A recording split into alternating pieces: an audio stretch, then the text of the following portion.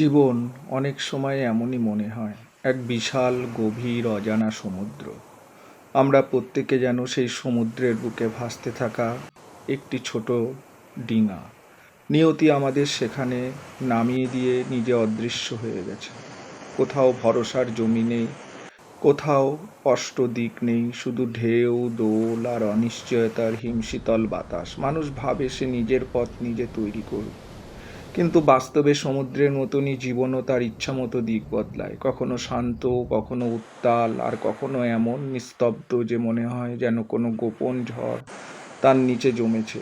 আমরা শুধু দাঁড় টেনে যাই, কিন্তু ঠিক কোন দিকে চলছি তা জানার নিশ্চয়তা নেই। এই অনিশ্চয়তার মাঝেই জন্ম হয় মানুষের সবচেয়ে বড় প্রশ্নগুলো। আমি কোথায় পৌঁছাবো? আদৌ কি কোনো তীর আছে, নাকি ভাসতে ভাসতে একদিন হারিয়ে যাব? কারণ মানুষ টিকে থাকে এক অদৃশ্য শক্তিতে, আশা।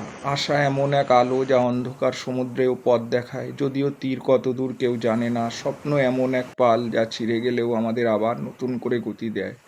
অনিশ্চয়তা সত্ত্বেও মানুষ এগিয়ে যায়, কারণ এগিয়ে যাওয়াটাই জীবন।